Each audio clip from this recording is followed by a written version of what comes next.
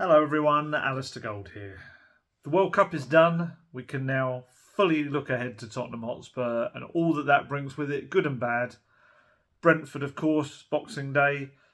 Nice friendly last night as well.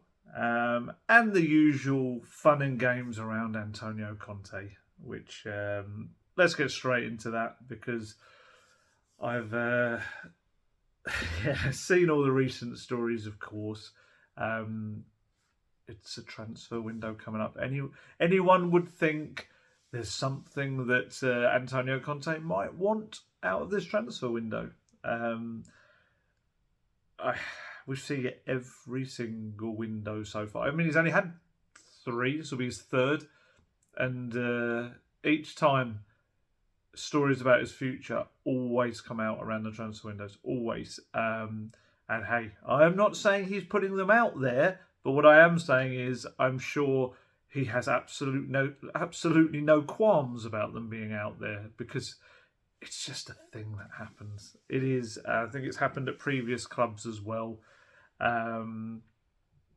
Look, what I said in the last video is absolutely still the case. Spurs hopeful that they can get him to sign a new contract and that he seems happy around the club as well. I also said that Conte, the last time we spoke to him last month, seemed to be kind of suggesting that it would be something that he was in no rush to do and it would look more further down the line. And I think I remember the quotes was something like, I have to deserve it, stuff like that. And as I said, it's all tied together with the club showing ambition. All of the talks in the last couple of weeks have been tied in with what's going to happen in the windows, what's going to happen in the next window, and most importantly of all, it's the acceleration of the time frame. So what I mean by that is Spurs can say, oh, we want this, we want to do this, we want to win that, whatever. That's great, but for Conte, he wants that in a shorter time frame, and he always has. This is, something he's publicly said, that he wants, it's all about the speed of the process for him. He wants to win stuff. He's a guy that his CV is used to winning things, and he doesn't want to go a particular amount of time without having won anything. So yes, this is all the usual stuff that we've seen before. It's obviously puts a bit of pressure on the club to make sure that they're not going to have a disappointing window. It's an interesting one when it comes to the winter window, especially because there's 2 ways to look at it. Of course, I think football fans, myself included, would want, ambition kind of you associate with money. You want to see it spent in the right way. And I understand that. Logic is absolutely one way to look at it. The other logic is that you have what ends up being a really good transfer window, say last January, a year ago. And that window had Dejan Kulusevski come in on, I think the remainder of that season part of his loan was about £2.5 million. And Rodrigo Bentancur, who I think is around 15 to 16 million to begin with, could rise to 20, but was payable over 5 years. So even if we're saying that it was paid for at that point, they had a window where they spent 17.5 million in that point, although they technically didn't. It was even cheaper than that. And actually ended up being an absolutely pivotal transfer window. It's just the way it works. It's a strange way. It's a bit different from the summer. The summer, I do think you've got to put money at it. You've got to get player A to, let's say, F. You've got to get loads of different players in different positions to really overhaul a squad. Whereas I think the window in the winter is very much let's get some key, crucial start players that can start every match if you want them to. Players, like I say, crucial players, and they did that. Even at the time, I remember very clearly probably having a moan about something about also wanting another kind of player. I pretty much do that in every transfer window, but as it turns out, with hindsight, you look back on it, and that was a very good transfer window. It was. He got rid of a lot of the players he didn't want. Numerically, they were worse off, but actually, in terms of a squad balance, they were better off. And I think that's key for this window. is that, I said before, Spurs want to bring in at least 2 new players, and these have to be players that really improve Conte's, I'd say, starting 11. We go over this a lot. We know that starting 11 should technically mean anyone in your squad, because it should be a strong enough level for anyone to come in. And I think that's kind of the point, where you look to improve your starting 11, and that has a knock-on effect. Say a Richarlison. So Richarlison, some people will look at that and say, oh, he's come in, but he's come in as a sub. He didn't. He was playing quite regularly beforehand. And it's that ability to have a player who, on any given day, could be in the starting 11 or he could be on the bench, because your squad is improved as a whole. So, yes. So I'd hope that the club are fully aware that they need to make changes this window. They do. It needs to be new additions come in. They need to have a transformative effect, as they did a year ago. And if that's the case, I'd imagine Conte would be happy with that. If he feels he can push on with a stronger squad in the second half of the season, then you'd imagine, well, that's job done. But I do think all of this, how do I put it? What's the best word? Posturing that happens in and around transfer windows. After they've closed, he's kind of, everything's back to normal, and he actually starts to talk about the future again, everything like that. But before it, it's a kind of whole different kettle of fish. So yeah, I'm intrigued to see he's got his press conference tomorrow, which I'm intrigued to see. I've taken off the last few of my loo days before Christmas. For those, hopefully everyone knows what a loo day is. Otherwise, it sounds like a day where I need to spend it in the toilet. It's just days where there's been so many days over the start of the year and over the summer especially, where I just kind of worked through in the summer. You know, there was such a short kind of gap between the two, and you had the pre-season tours and everything. So I kind of accrued a few loo days, which I've taken. So I've been off this week. So yeah, kind of looking on with interest at seeing the various stories that I kind of assumed would come out at some point, and they have. But it's one of those, isn't it? It's what you want to believe, I guess. I've saw lots of fans getting very angry on social media, perhaps forgetting that these are exactly the same stories we see before every transfer window. I saw some that have kind of cottoned on now, and that's the way it works. Some disbelieving of the stories, which is another way to go as well, of course. Everyone can have their opinions on the veracity of stuff as well, but I personally would say it kind of is what it is. In terms of, I'm sure that's exactly where it's at. I'm sure that Spurs would like him to sign a new deal. Conte not doing it yet. It's going to be one of those processes that might take a little bit more time. There's the family aspect as well. I've seen that mentioned. Vittoria, Elisabetta and Vittoria as well. His wife and daughter live in Italy still, because his daughter's still doing the final years of school. I don't know whether that plays as big a part, because it was very much something that was agreed to and that they were going to do. So yeah, I'm not entirely sure that that's. It sounds awful to say, because family is obviously a massive, massive thing, but he seems to kind of be making it work at the moment. Obviously, his daughter's a little bit older as well, so it's not like we're talking about 3-year-old, 4-year-old. I feel like maybe she recently had was it her 15th or 16th birthday? One of the two, I can't remember. But so it's kind of at a period where they're quite busy, and they are spending almost every moment of spare time. Either he flies quickly back to Italy. He's always on like early morning flights. I think they're EasyJet flights. He gets back from Stansted, or they'll come over whenever there's any time. So I do think they're seeing each other as much as humanly as possible.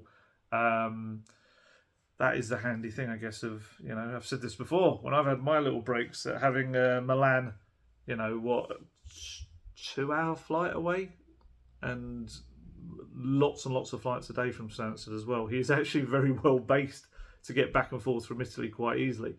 So I don't know whether that plays a big deal. I think it's more the ambition and what he's going to do. He doesn't want to just become an also-ran manager. One of those kind of managers that have just challenged and have got some stuff that they can say, oh, well, I did this, I improved that. He's a guy that judges his career on silverware. So, yeah, I don't think until he's got a full sense of what's to come and what's going to happen, he'll put pen to paper on that new deal. But, there is also a slight glossing over of the fact at times that Spurs do have this option for another year. Of course, he could just walk out, he could walk away, he could resign. That's what happens in these things. We've seen managers do that. Obviously, it costs them a lot of money, but if he's a man that truly doesn't believe or worry too much about money, maybe there isn't a thing. But the other interesting dynamic, of course, is Mauricio Pochettino being in the background, unemployed, and very much we know that he would, well, he said it himself, he would love to come back to Spurs one day. It's unfinished business for him. And I'm sure there's some at the club that would like him back. I'm sure there's some of the fan base that would like him back. It's an interesting one because the whole Conte thing is I do think that if there was a sense that Daniel Levy, the club, weren't backing Conte, there would be an uproar, and I understand that. But I guess it's how far he pushes it. Because while I think there's a lot of affection for Conte, a lot of belief that he's a man that can win trophies for Spurs, of course, the criticisms about the style of football and some of the games that haven't been particularly enjoyable this season, he doesn't want to go too far where he kind of loses some support. Because I do think that there will be people that then will nostalgically look back to Pochettino.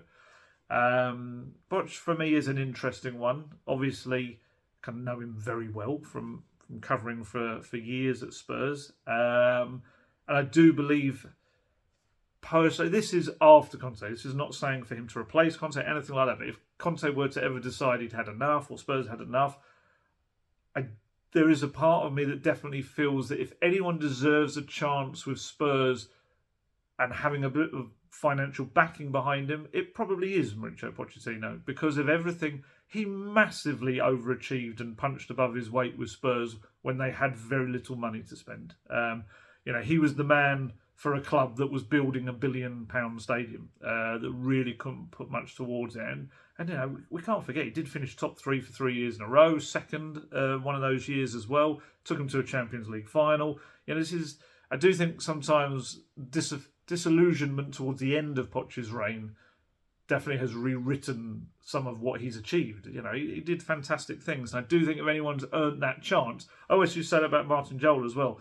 Martin Jol, the way he was dispensed with was disgraceful. And I feel that if anyone deserved a chance later to have come back, it would have been Martin Jol. I don't think that's probably going to happen now. He's enjoying his time away from football management now. And being with his family and stuff like that. But with Poch, you can sense there's unfinished business there.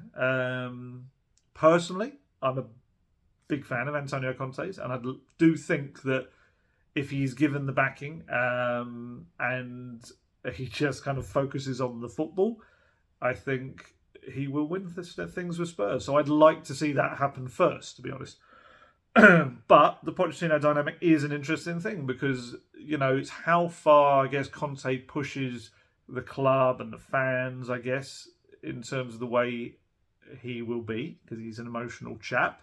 Having Poch in the background as a kind of maybe a go-to option. Look, don't get me wrong, there's lots of other very, very good young managers out there as well that I do think for the future, Ruben Amorim, and I would have loved to have seen Graham Potter given a chance in the past as well before obviously he went to Chelsea. I think I said this before, I still think Eddie Howe's going to be a very good manager as well. I think he's proving that in Newcastle with a little bit more resources. So, yeah, I think for now, it's about Conte. It's about him just cracking on. It's about the club giving him, I wouldn't say what he wants. I don't think anyone should hold a club to ransom. There's the obvious line that, no one man is bigger than a club. But I would like to see them help him realise what he could do at Spurs. But the other thing as well, another side to this, is where does Conte go? I was kind of looking into that and wondering what other jobs out there in world football for him. The obvious one before was Juventus, but obviously we know Juventus are in an absolute mess at the moment. I was thinking maybe somewhere like Roma, if Jose Mourinho were to move on. Obviously, his contract ends, I think is it 2024? I'm trying to remember when his contract ends. There was some talks about him doing a new deal, but there's also been suggestions that he might meet with the Portuguese FA to potentially maybe take on that role. So whether their job comes up there. But what I would say is, does Serie A have the money that Conte would require to turn a team into a big force? I don't know. I don't know, to be honest, whether it still does have that. And then elsewhere, in the Premier League, there's probably not that kind of job around right now. PSG, I don't think they were looking to make any change. Is it Gaultier that is there? I don't think that was going to be a change to be made there. I just can't remember now with PSG. But yeah, sorry, I was looking, and I can't think of too many that. I just feel like I've said his name completely. No, it was Christophe Gaultier, wasn't it? Yeah, no, sorry. I just doubted myself for a second. One of those where you say a name in your head and you think, if I said an absolutely stupid name, but I haven't. I was right. So yeah. So I don't see what else is out there. I don't see what the more attractive proposition is right now, unless he was just to take a break from the game. And almost it's like, what's the point in that? So yeah, it's the same old. It's exactly where we were pre-summer window, I guess. And it will probably happen again pre-summer window again. Unless he signs a new contract before then, and then it becomes a little bit more stable, I guess. But yeah, we'll see. Like I say, I'm intrigued to see what happens with the press conference tomorrow. I guess he'll be there. I'm very much expecting some hedging his bet answers on his future, because he will be asked about his future. He'll be asked about the meetings and talks that he's had with Levy and Paratici. Yeah. I'm intrigued to see what comes out of his mouth. I'm guessing it will be very much like saying lots of nice things, talking about the future, but then talking about, we have to find the best solution. He loves that line. But hopefully, maybe he'll say something completely different and surprise us all.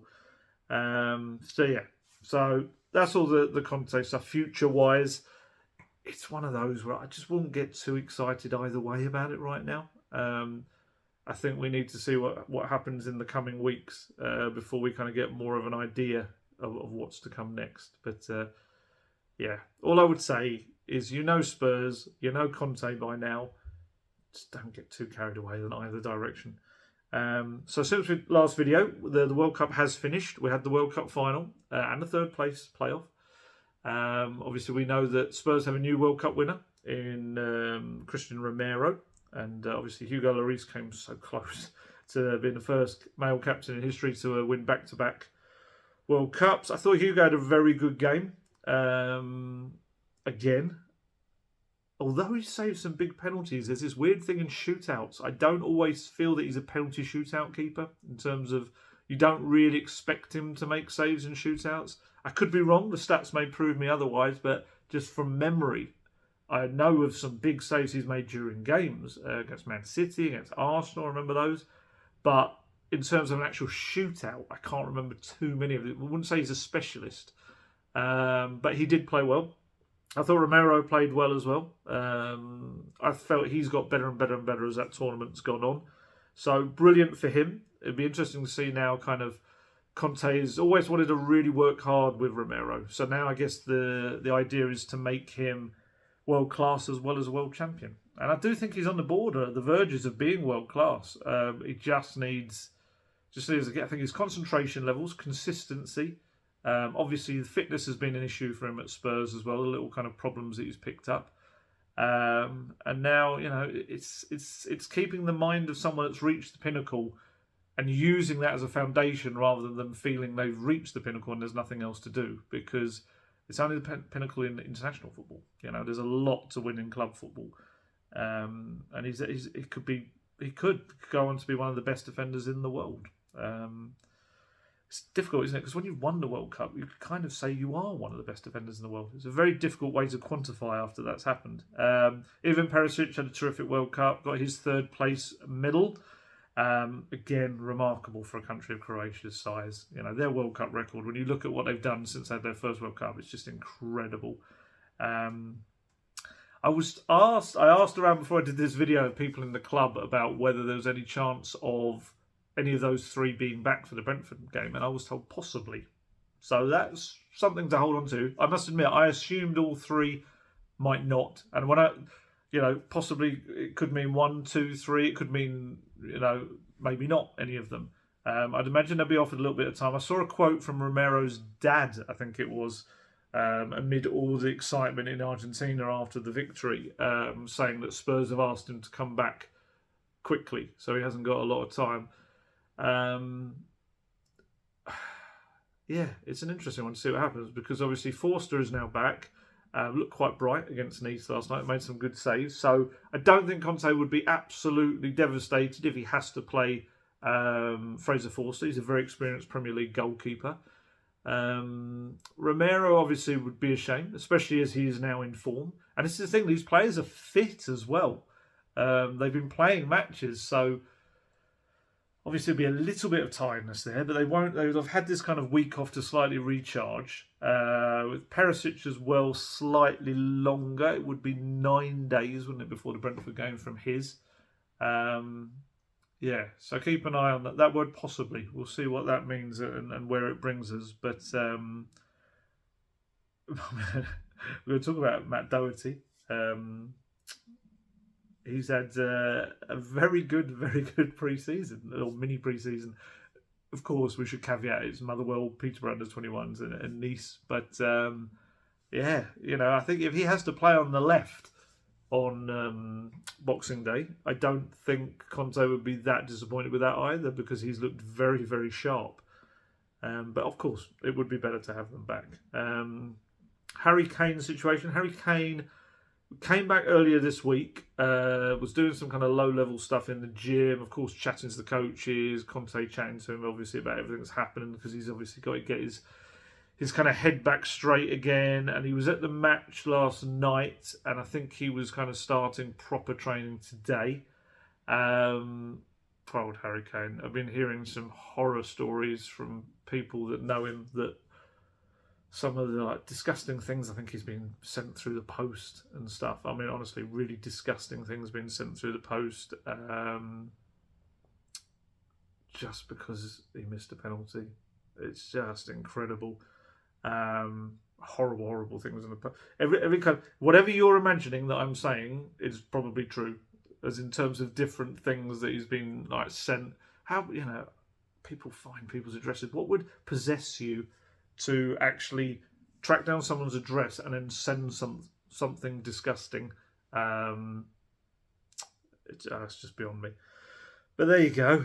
But he's back. Obviously, he's got to deal with that. He's very strong mentally. And interestingly, Conte, ahead of yesterday's game, was speaking about the mentality and the issues of these returning players. So here's some story time with Conte stuff. You know very well that after an important tournament like this, the World Cup, it's normal that the players that come back, they come back in a different mood, in a different way. Hugo lost the final, and instead Kuti, he won the final. For Harry, he missed his penalty, but I think he played a really good World Cup.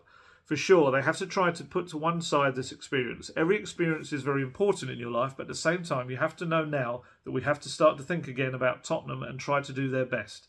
Because we're talking about important players for us. These are players who can make a difference during the game.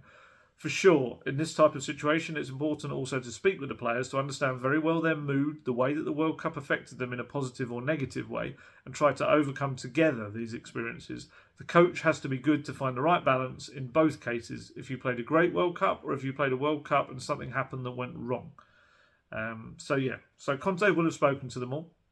This is where Conte's man management will come to the fore, especially with someone like Harry Kane. He'll be telling Harry Kane, that was one kick. It's one kick. That's all it was.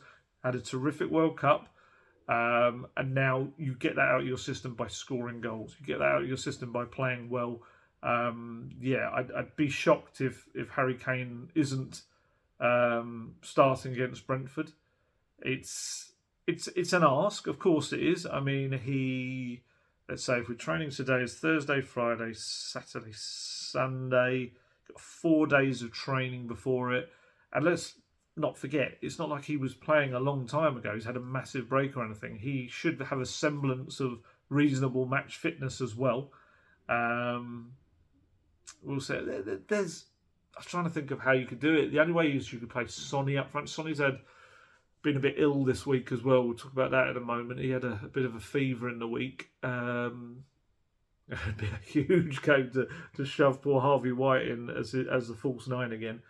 So I don't know. I think they just need him, especially with Richarlison being out. So yeah, it's going to be crucial now how Kane reacts and how Conte works with him.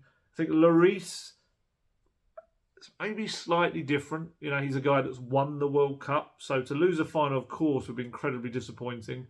But you know, you've got that almost in the back of your mind that, well, yes, incredibly disappointing. Came so close, but didn't quite get it. But we've won it before. I think there'll be that element. Romero will be on an absolute high, of course. So hope he doesn't get too excited, gets sent off in his first game.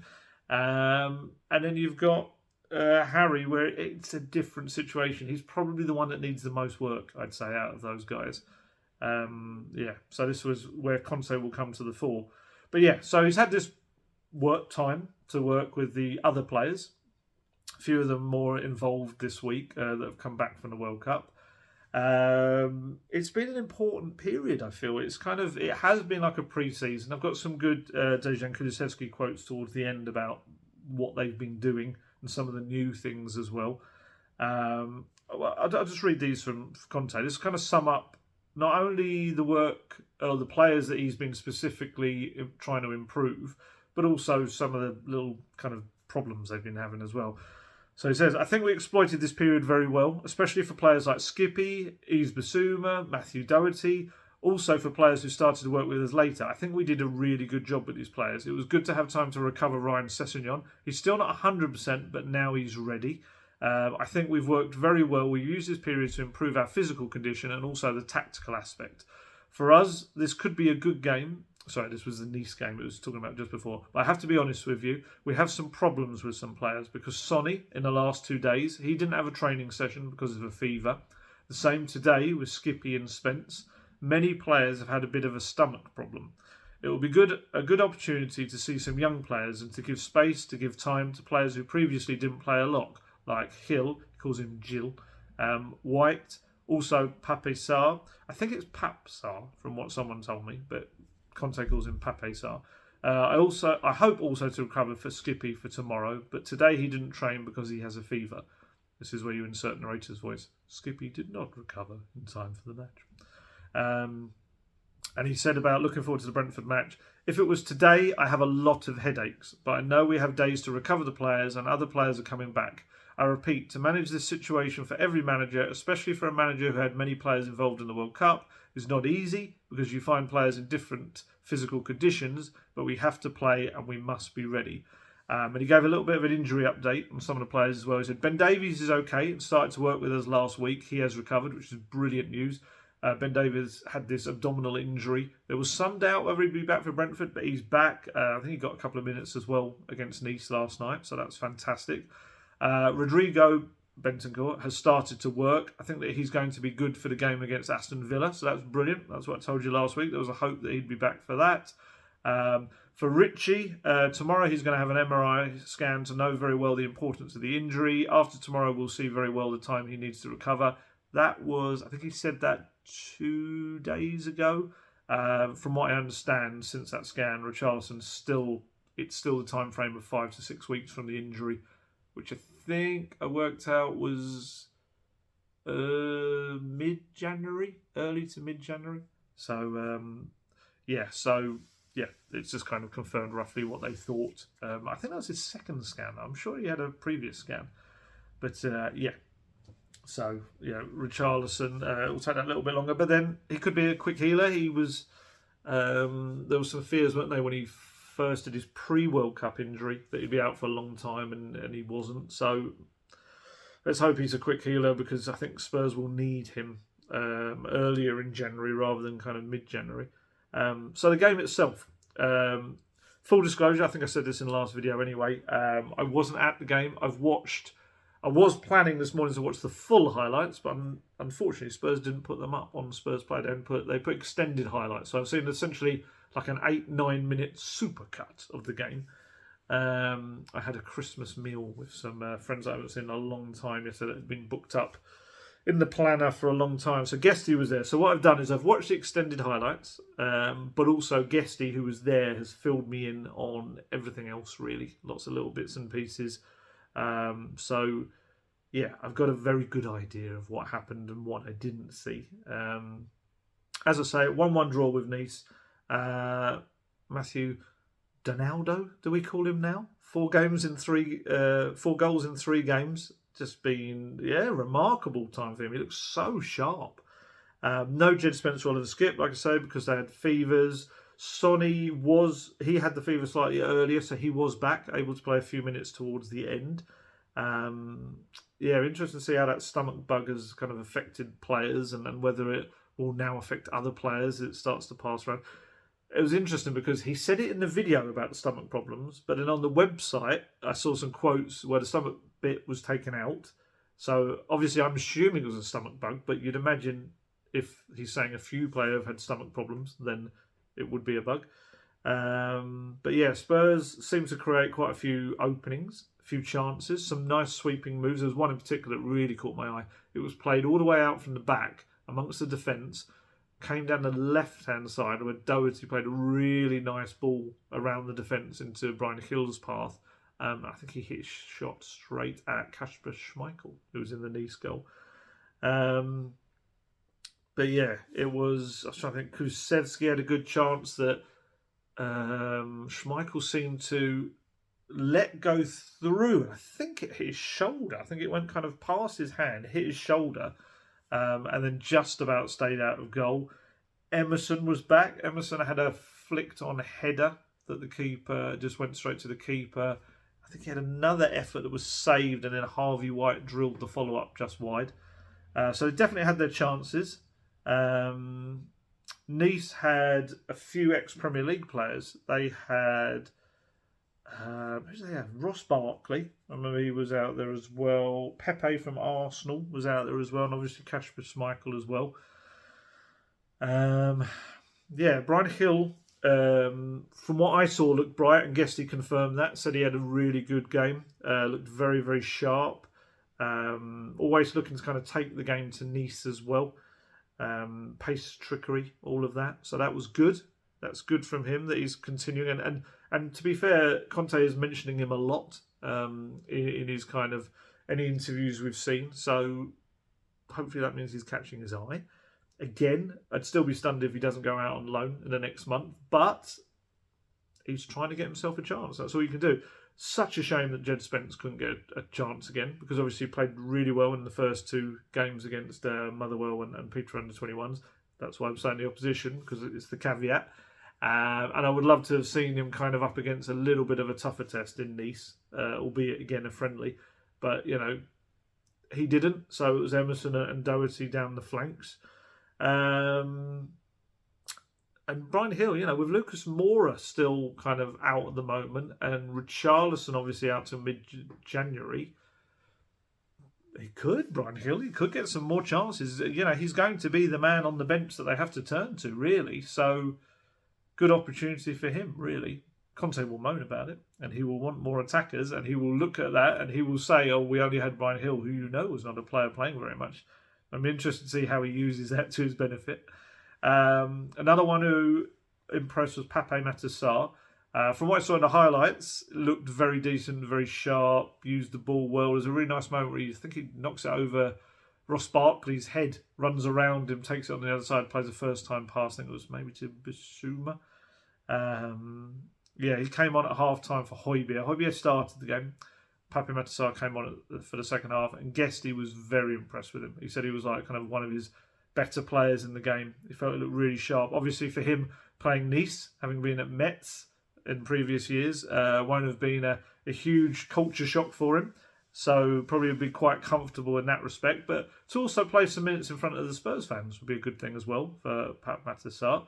It was Bissouma. I've just looked at some notes that I took.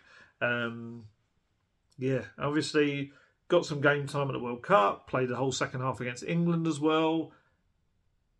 Yeah, it'd be interesting to see. Obviously with the Portsmouth game as well, could be a good opportunity if he's not sent out on loan before that. He may be after that, maybe. yeah, it'd be good to see more of Pat Sarr because he's a very talented lad, very versatile lad as well. So yeah, it's another good game for him, and I've got some quotes after it. He does pick him out. Papa Matsar says he liked a lot about what he saw. I like it a lot. Harvey White, again, playing in that false nine role and doing very well for himself as well. He gets more. I've got praise for him as well coming from Conte. Playing in that front three again with Brian Hill and Kulusevski, which again is looking like a bit of a little option as well if he ever has to turn to it. It was intriguing. There was a free kick that they had that I saw Kulusevski hit. I think he hit it straight at Schmeichel. It's probably a seniority thing, but I'd have loved to see Harvey White take it. Harvey White is a brilliant free kick taker.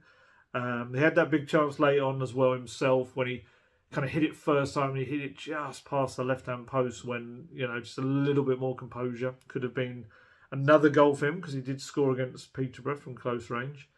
Hasn't played yet under Conte, but I think he's done himself the world of good this little mini pre-season, as it were. Really kind of showing, like I say, that versatility and what he can do, as a false nine. We'd never expected that. There was a couple of times even in the highlights where I saw him knocked off the ball. So obviously physically it's a difficult role for him, but tactically and technically definitely can deal with it. He's got to be rewarded with some minutes. Please give him a little go against Portsmouth, where, funny enough, he was on loan a couple of seasons ago. I think he definitely deserves that. Eric Dyer, obviously, he came back this week. He got some minutes about midway through the second half. He came on for Davinson Sanchez. I think Guesty said that Davinson Sanchez had a few wobbles in the game, little shaky moments, which I'm sure those who don't like Davinson Sanchez will be going, of course. Ben Davies, like I say, came on as well, which is really good. So he's back earlier than first expected, so that's terrific as well. I think the reason Dyer came back and Kane hadn't was purely because you look at the fact Dyer played 33 minutes at the World Cup, whereas Kane played 403 minutes. So it does make sense that he gets that little bit more time. Sonny came on towards the end of the game as well. Still, of course, has to wear that face mask to protect his face after that fracture around the eye socket. Apparently, I guess he was telling me that you could see before he was coming on, Davinson Sanchez was like adjusting his mask for him, going behind and like tying it all up for him. Nice that he's there for him in those moments. Didn't have too much to kind of do, Sonny. I think he had 16 minutes on the pitch. I was just trying to see in the notes if Guesty said he had much to do. No, there was a big pass. There was a long through ball when he couldn't get on the end of it. Schmeichel kind of got onto it. Richarlison and Kane were both there watching on, apparently. And like I say, unfortunately, Jed Spencer and Skippy not able to be involved. Skippy's looked physically stronger and stronger and stronger, which is such a shame. There's always these really frustrating, annoying things that happens to players, don't they, that kind of have either been out of action or unfancied. There's always something that gets in the way just as they're trying to come back, which is very frustrating. And obviously, like I say, Emerson played his first match action. So it'd be interesting to see against Brentford, kind of in terms of match fitness. If Doherty does start on the left, who is considered to be the fitter? Because on the right, you've got Emerson, who Conte, of course, trusts, whether you agree with that or not. But obviously, match fitness has only had this game against Nice. But he's a very fit guy, Emerson. But then you've got Jed Spence, who match fitness has played 2 games, I think 74 and 82 minutes in those. But then annoyingly has had this little illness. Whether that ruins his chances of maybe getting a surprise start, I don't know. You'd imagine that he'll just be back on the bench. And Matt Doherty, of course, his goal was a lovely one. It was another good move, played across. Kulusevski hits it across the box. It takes a slight kind of defender made a bit of a mess of it. Was trying to either block it or get clearance. I'm not entirely sure what he was doing, but the ball then kind of stuck in the ground and the penalty area, and Doherty just came and lashed it past Schmeichel. And it was, very confident finish. And it was all smiles. They had really good kind of celebrations afterwards. Everyone kind of coming around him and congratulating him. He's in a good place right now. He looks to be sharp, looks to be physically fit, looks to have put all the worries about his knee behind him, hopefully, as well. And he's making a difference in the final third. Yes, of course, the earlier opposition you've got to take into account, but that will give him confidence going into these games. And personally, if, let's say, Perisic were able to play, Sessegnon, by the way he's talking, Conte, doesn't maybe sound like he's ready to start the game, maybe a bench role, but if Perisic were able to come back, and you'd think, having played a week ago, he would be physically fit to start the game, then you would imagine Matt Doherty is the man who should have the shirt on the right. I think he, just over this period has earned it. So, yeah, we'll see what happens with him. But really good to see him kind of is a massive positive of this mini pre-season. So here's Conte on the game. Honestly, I'm really satisfied with the game because with the players that didn't go to the World Cup and worked for 3.5 weeks, I think when we work, many players can take improvement. It was really important to work with Bissouma and with Japhet Tanganga, and now I hope that his physical problem has finished. It was important for Longley, for Patron Davinson Sanchez. He technically just called him Patron, but just in case anyone didn't know who Patron was. Also for the young players, for Hill, I think it was a good game. Also, Pape Sarr, I liked him a lot with the way he got into the pitch. Matthew Doherty, I think, has recovered a good physical condition. It was important to work with him. For Emerson, also good, and I'm really happy with what I've seen tonight. Decky is in a good physical condition. Harvey White played like a number 9. He's a young player that I think is really, really intelligent. He can play in any role, and I think that the young players also deserve to have a night like this. For the Academy of Tottenham, it was a positive night. And on playing in front of the fans, he said, I think it was really important to play and also to see our fans, a good number of fans for a friendly game. I think it was limited seating. Was it North and South stands, I think? It means that our fans believe in us and they want to follow us also in a friendly game. It was a pleasure to play in front of them, and it was for sure another step towards the Brentford game. Now we know very well that there are players that finish the World Cup later. It's normal that their physical condition is not 100%. For this reason, it'll be very important in these next days to make the right evaluation, because I have a group of players that I repeat are working from the first week with me and my staff. In this moment, they are ready. Then there are the players that arrived in the last few days. They started to work later, and I have to try to make the best evaluation for the starting 11 and try to pick the best for the game against Brentford. We know very well the difficulty to play away against them. So yeah, it kind of does suggest that perhaps, some of these World Cup players might not go straight back into the team. I guess a lot depends, like I say, on these next 3 to 4 days and how hard they work. And I think there is an element of wanting to reward these players that have worked so hard under him as well. Dejan Kulusevski stopped in the mix zone. I don't think Conte actually spoke to the press after the game, but they did have a little mix zone. So I think you're going to see some Matt Doherty quotes come out. But these Kulusevski ones were quite interesting. I'm going to do this as a little bit of a Q&A. So he was asked about the match. It was fun. We've been training a lot. We had double session today also. So a little bit more difficult than usual, but always fun to play. So yeah, they had a double session ahead of the game, which shows the fitness levels they're trying to get into them. And on that little, like the 6 weeks, these last ones, it's been like another pre-season. The thing we did before, we just forgot everything and started over from the beginning with hard work and just a lot of running and gym. Yeah, I think it was a little harder than normal pre-season. We did a lot of running, a lot of gym. I feel good. I feel very good. Now I think it was just the moment to rest for these 3 or 4 days before the real games start. I think the work has been done now and it's time to recover and be ready for Monday. And he was asked, if you remember, I said in the last video, it was the one before, that he'd said that Conte had been doing some new things with them.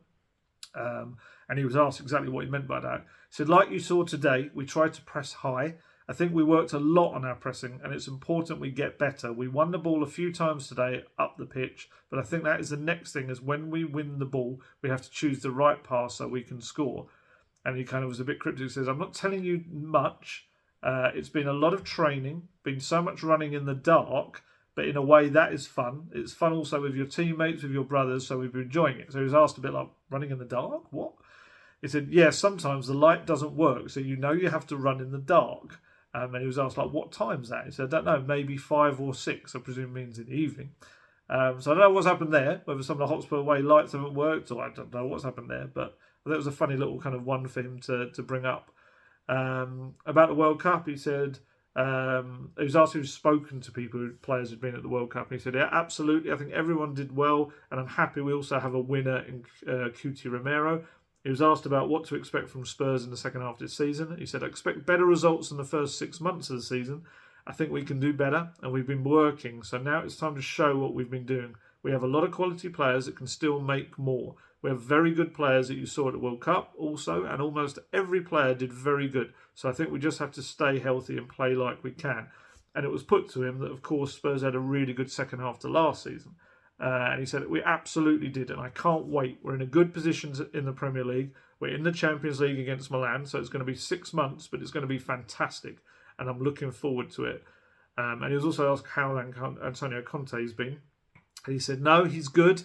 He doesn't care about nothing. He don't care about nothing, was what he said. You've just got to do the work. It doesn't matter if you're cold, if you're hurt.